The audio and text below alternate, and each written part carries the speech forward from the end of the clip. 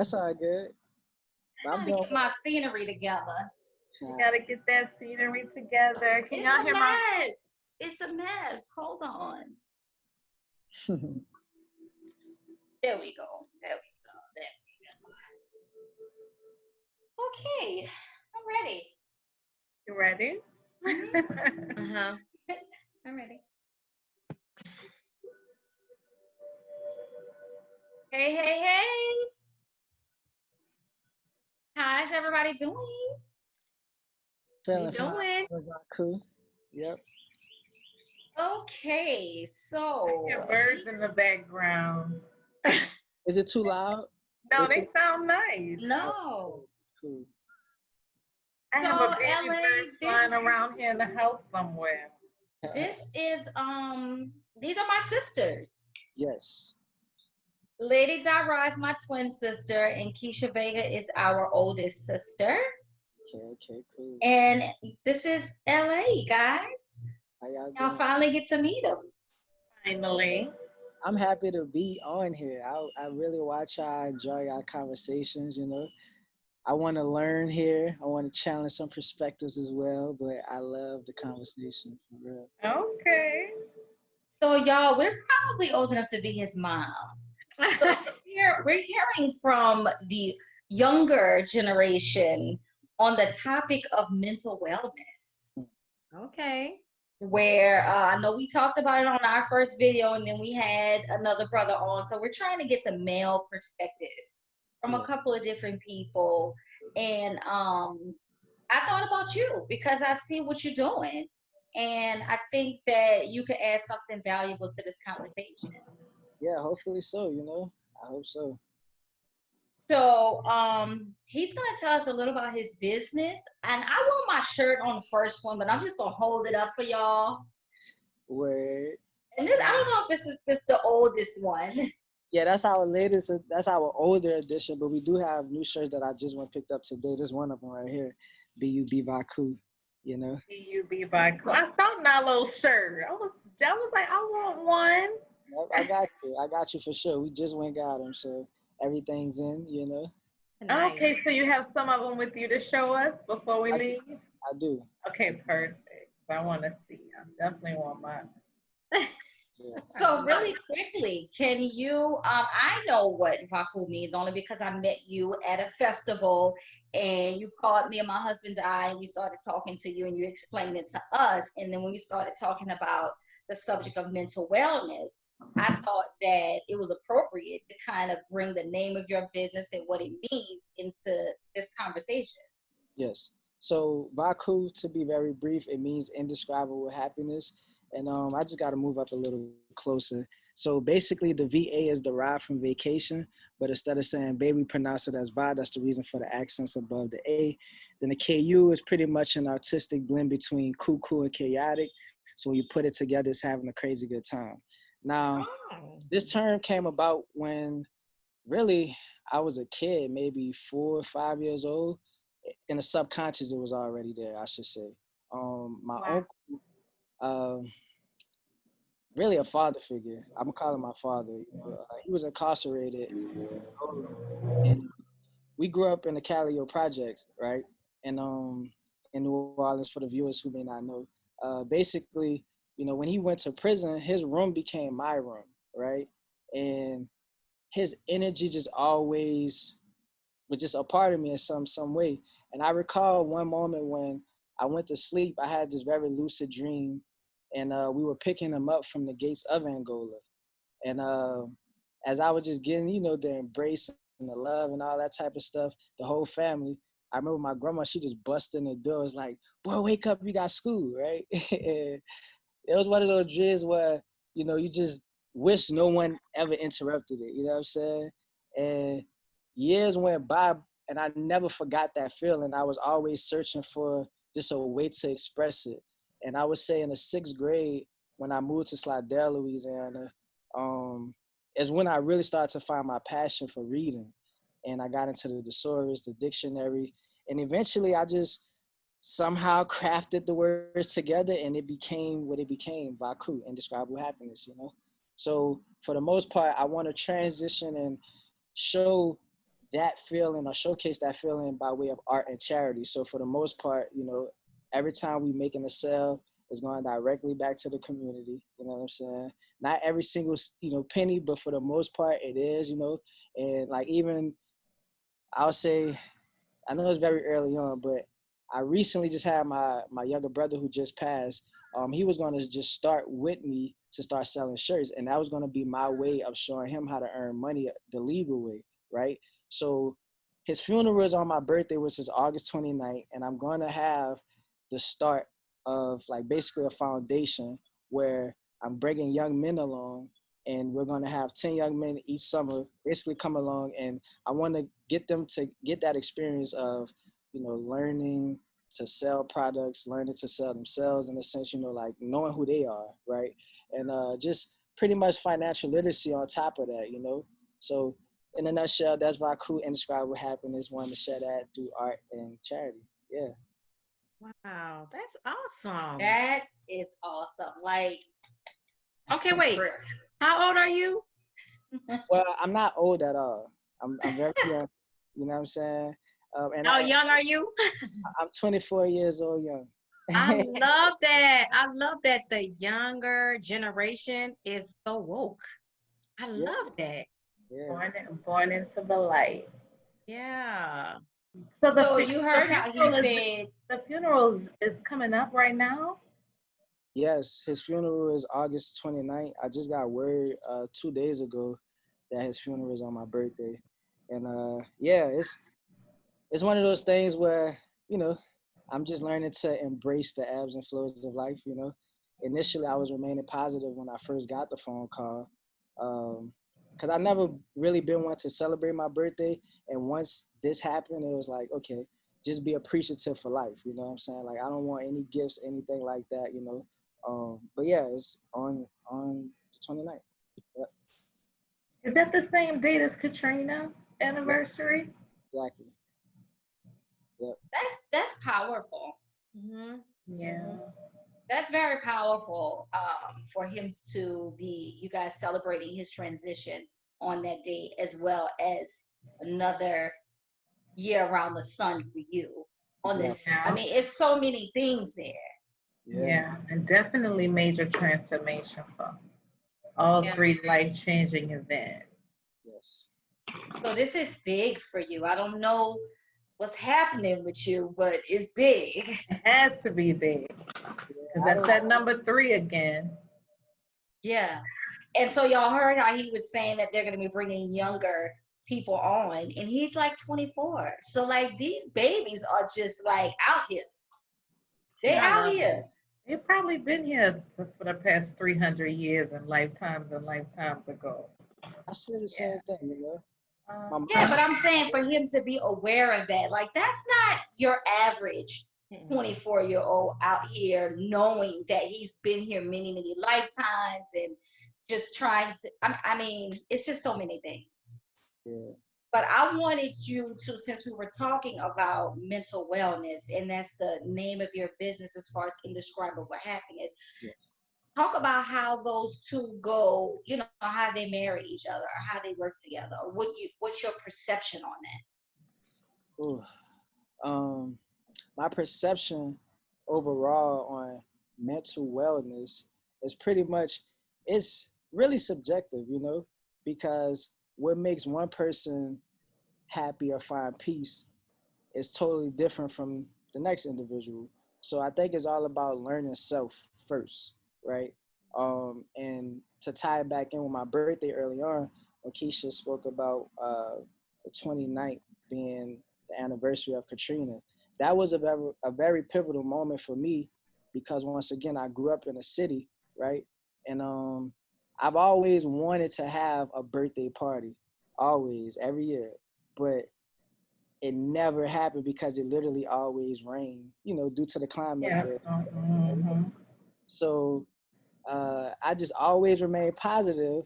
And I know that for August 29, 2005, this was the one I was like, I don't care what happens, this is going to be the best birthday ever. Like literally, I remember saying that, I remember the wish list that I had written out for my mom to get me, all that type of stuff.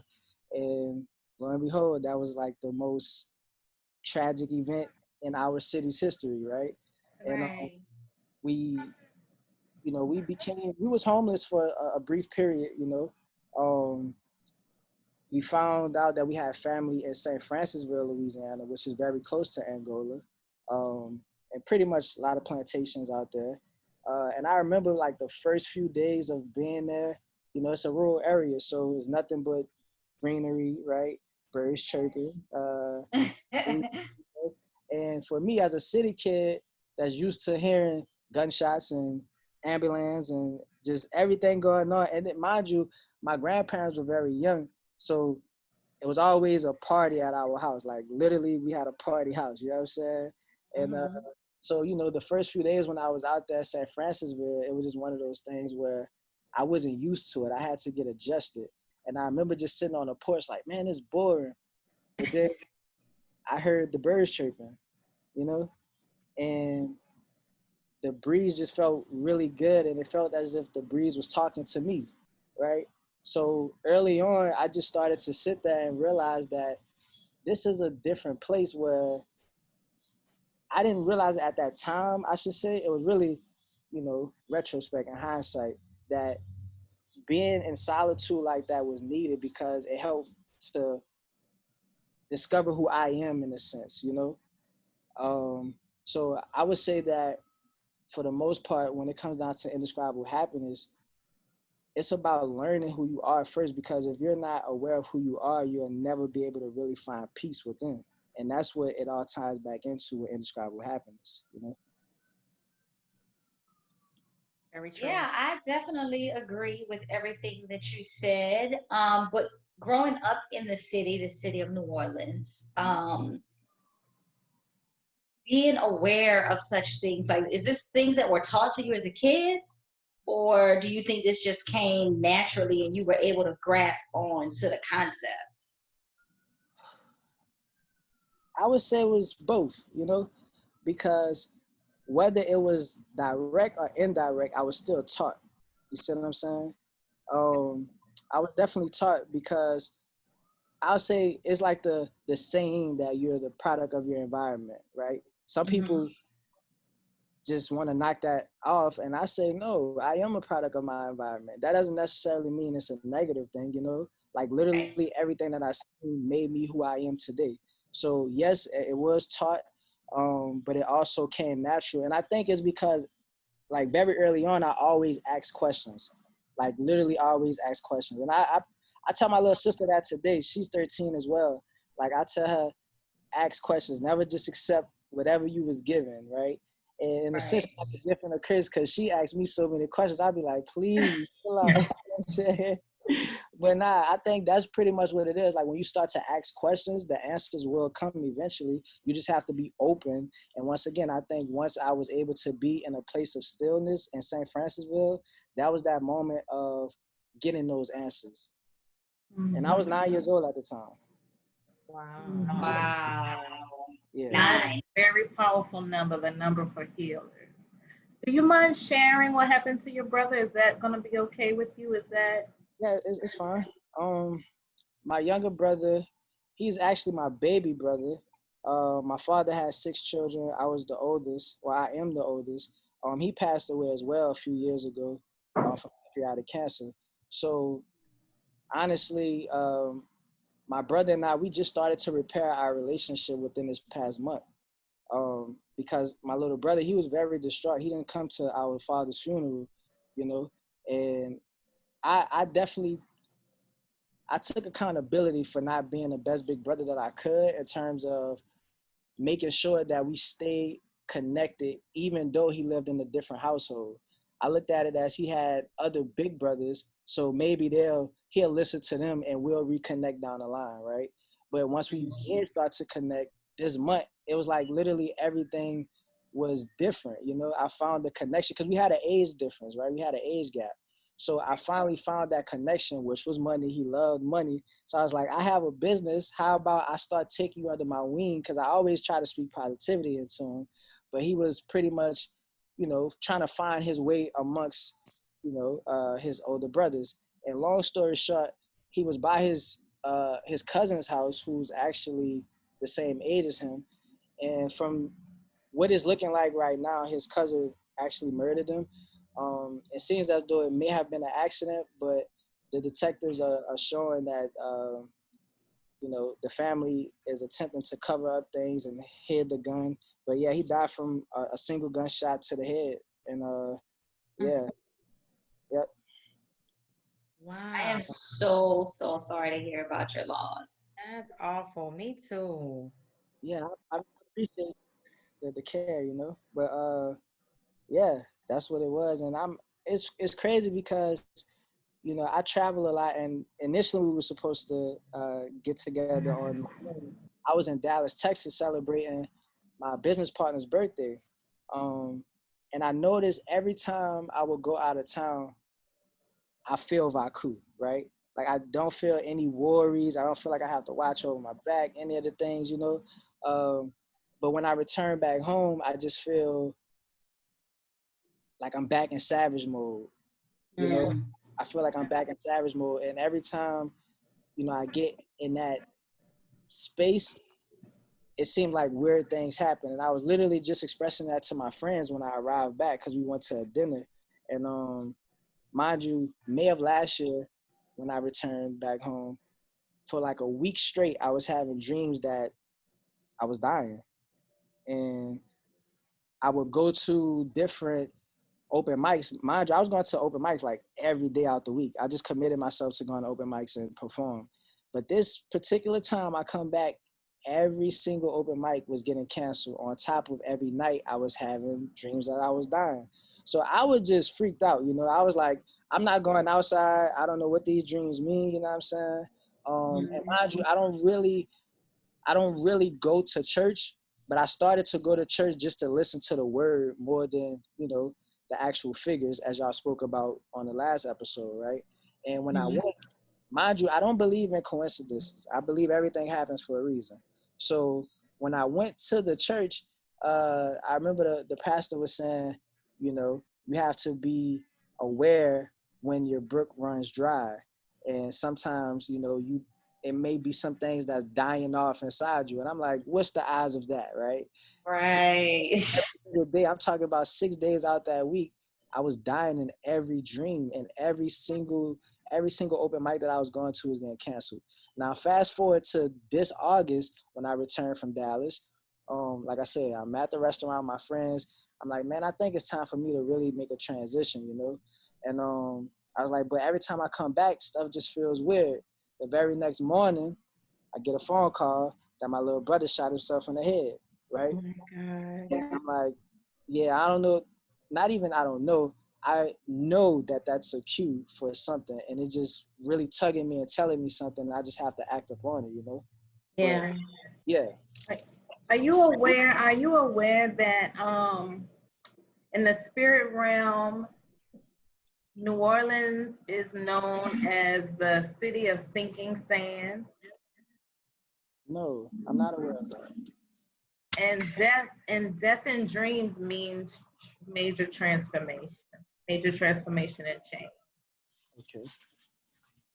And a lot of times, and when I was thinking about moving back to New Orleans, I was having really bad dreams too, because the spirit realm will send you doors closing and send you some type of blockage if you're not supposed to be going in that direction. And I don't want to say New Orleans has a curse over it, because it's a very spiritual place, but I think people are being ushered to move into their positions where they're supposed to be taking their positions in their places. Yeah. Exactly. I agree, especially if you are what they call woke and conscious, and you're any type of light worker. You have to be strategically placed where you're supposed to be by way of spirit in order to carry out the plan. You know what I mean? For everybody's greatest good. So I think from you telling me that you're not supposed to be where you are. You're supposed to be somewhere else.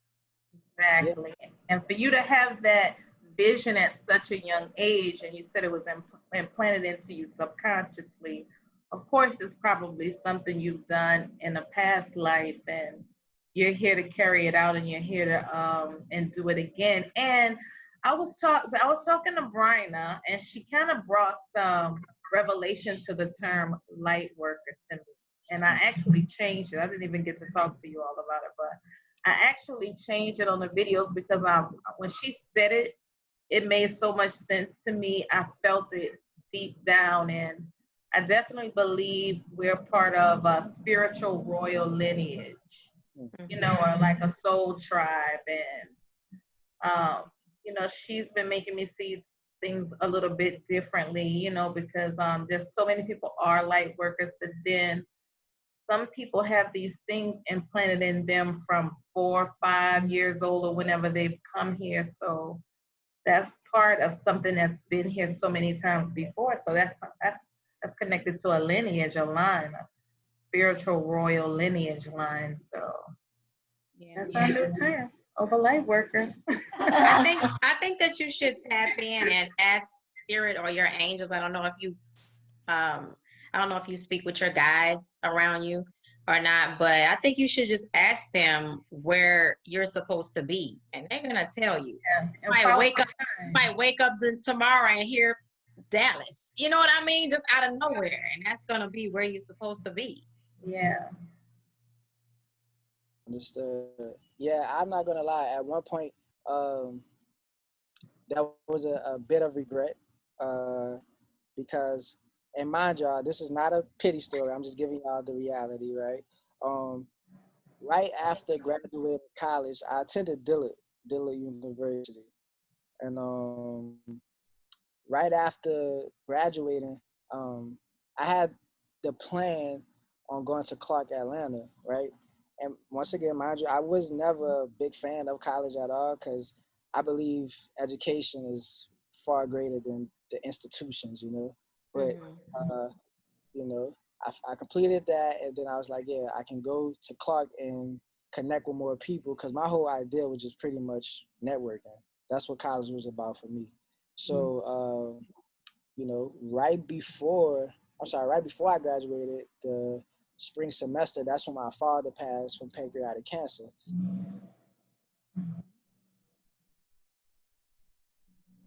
Uh-oh. I think we lost connection. I'm sorry. Can y'all hear me? Yeah. You went out for a sec, but you're back now. Okay. Yeah, right at pancreatic cancer. Yeah, I was saying, can y'all hear me one more time? Sorry. Yeah. You stopped right at pancreatic cancer. Yeah, so when my father passed from pancreatic cancer, it was a situation where, you know, it was just me, my mom, and my little sister in the house. And at the time, we thought that my mom had a stroke, but we wasn't really sure what it was until maybe a year later she was diagnosed with multiple sclerosis, right? So they pretty much were both hospitalized at the same time. And I just felt a lot of pressure and said, I can't leave my little sister here like this, or my mom. I need to make sure that things are stable. I can't just up and leave. That was my reason for staying. The whole time I was like, man, I really feel I could be further in life if I would have just made a decision instead of thinking too hard. You know what I'm saying? Yeah. But now things are much better, you know? Things are much better. And I do feel it's that time to make that transition, you know? But yeah. Yeah. Most definitely. And then follow those signs like the one you got when you went to church, and you know, all the signs that you're getting. Like you said, when you look for answers, you definitely get all your answers. And I think the pancreas is where we feel. Isn't everything filtered through our pancreas? Yeah, like our kidney. I think that's associated with I don't know your dad, but the body, you know, the body's a self-healer. So a lot of the cancers are when you can't cope with something that's been happening in real life. So if you can't really filter everything that's gone on in your life, or you just can't really, you don't have resolution with everything that's happened in your life, it can come into a form of like a kidney or like a pancreatic cancer, just meaning he probably just, you know how you just don't come to terms with stuff. And then even with you feeling responsible for your family or feeling this and that, You always have to follow spirit. You can't really be worried about family and friends because it's through those avenues where you will be held back. And I remember thinking like that and thinking that too. And that's probably a weight that a lot of healers are given when they feel responsible for others or family or to do something or like you should do this, I should do that. You kind of feel like everyone is kind of looking up to you or you're the savior of the family or some type of, and in so many words that's true, but not really for the family, just for the collective as a whole. So the only thing you should really rationalize in your mind is hearing totally from spirit, no matter what it is or no matter how crazy it sounds. And then the family thing will just fall in line and come like full circle. Yeah. I have a question too about your last name. That's your last name, Earhart? No, that's my stage name. Okay. Yeah. Well, I have a question. We probably got a lot of people listening that will want to hear. By you being so young and going through, since we're talking about mental well-being, and you've gone through all of that with both parents and now your brother, but yet you still, I don't know if y'all picked this up, Nilo and Keisha, but he still has this really grounded peace about him, you know? And I'm wondering, like, can you tell people how you maintain that peace with all of this stuff going on?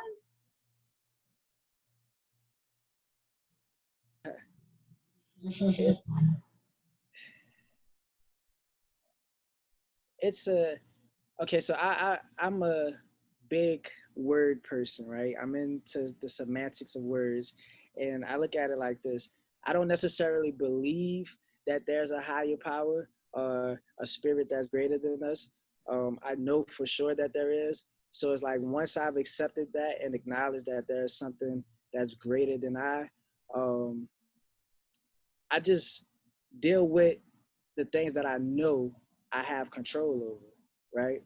Um, to be honest, I definitely feel, right? I'm not a robot, you know what I'm saying? I feel, but I know that at the end of the day, you have to keep swimming, you know? That was moments, like I said, where I was literally drowning in depression, right? When both my parents were hospitalized, and around the time when you and I met, now it was one of the most radiant moments in my life. You know what I'm saying? And after that, it was like I would have never foreseen what was to come. But it all built character at the end of the day. And I think once again, those moments, even when I was younger, even as small as a birthday, always being rain. It's like it was forcing me to become, more insightful and just pretty much just be thankful for the things that you have. So that's pretty much how I get through it. I just keep swimming that way. And music, to be honest, I'm sorry, I can't believe I forgot. Music is literally the savior of my life. When everything was chaotic, mind you, 13, for some reason I've always been attracted to that number. And that number, like even when I played sports, 13 was just the number, you know what I'm saying?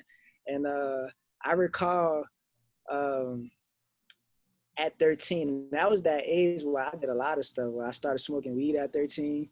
I had my interactions with young girls at 13. It was just a lot of things I was doing at 13. But it was a pivotal moment for me because, I was still hanging in a project with my cousins, and it was fun around this time. It was just a lot of childhood memories. But on the other side, it was still people getting shot right in front of me, right? And not just on a movie type stuff. Like literally, I'm seeing people getting shot for the first time. And I remember my dad. He removed me from that environment at the time, right? And that's why I respect him so much, because I know I wouldn't be where I'm at right now, even just this level of intelligence without him being a father, because he was in the streets himself. He wanted better for me. And so I remember at the time, I didn't really understand, but I was looking at it like, man, he just tripping. How I can't go hang with my cousins and stuff, right? But what he did was he bought me an audio box. And at the time, I didn't really understand once again, but I pretty much made the decision after my older cousin was murdered you know, because I wanted to be like my older cousin at one point. And, you know, once he was murdered, because I was still hanging back there in the project, I just pretty much started expressing myself through writings. And music literally was just that saving grace for me because I just started expressing myself and it made things a whole lot better. Yeah. That's awesome. Wow. There are so many things to say. We are running low on time. I don't know if you guys want to continue the conversation and have a part 2 with LA. Part 2. So the question is though, are you available? I am. Like right now? I am. Okay. Like this time out. Okay, so what we'll do is we'll end this first one with you showing your apparel. Okay. And then we'll pick up the conversation in part 2. Gotcha. Y'all want to do that? What do y'all want to do? Why are you looking like that, Keisha? I'm waiting for the apparel to pop up. Oh, okay. So yeah. Gotcha. So I gotta. We have about 7 minutes, so you can kind of do that. Real quick. Well, I'm gonna get it real quick. It's right here in the next room. Okay.